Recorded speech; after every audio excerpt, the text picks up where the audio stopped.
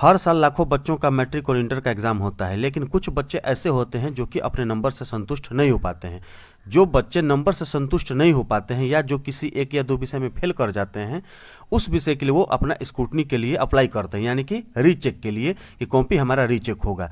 लेकिन रीचेक या स्क्रूटनी किस आधार पर होता है, ये बात ये बच्चे नहीं जान पाते हैं। इसी बात को जानने के लिए आपको 4 तथ्यों को देखना पड़ेगा। तो ये 4 तथ्य कौन कौन से हैं, आप अच्छे से ध्यान से सुनिएगा और समझिएगा कि स्क्रूटनी आपका किस आधार पर होता है और कैसे आपके नंबर बढ़ते हैं और घटते हैं। तो चलिए 4 तथ्यों को ध्यान से समझिएगा, आपका जितना भी संशय है सब दूर हो जाएगा।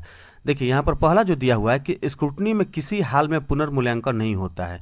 यानी कि अगर आप रीचेक के लिए अप्लाई करते हो, यानी कि स्क्रूटनी के लिए, तो आपका कॉपी जो है किसी हाल में पुनर्मूल्यांकन नहीं होगा, यानी कि फिर से आपका कॉपी नहीं देखा जाता है। उसमें देखा क्या जाता है, चलिए दूसरा तथ्य की तरफ चलते हैं।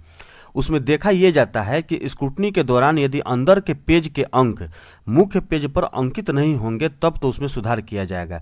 यानी कि जिस उत्तर का अंक आपको मिला है और मुख्य पेज यानी कि हेड पृष्ठ पर नहीं चढ़ पाया है तो उसमें सुधार करके जोड़ दिया जाता है।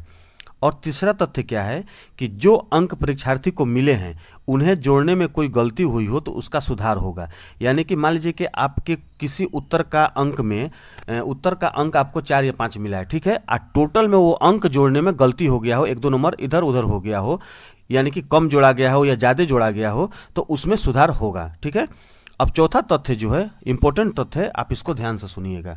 चौथा तथ्य यह है कि इसके अलावा कोई ऐसा उत्तर है जिसका गलती से, याद रखिएगा, गलती से मूल्यांकन नहीं हुआ हो तो उसका मूल्यांकन कर, यानी उस प्रश्न के उत्तर पर नंबर देकर पूरे अंकों में सुधार होगा।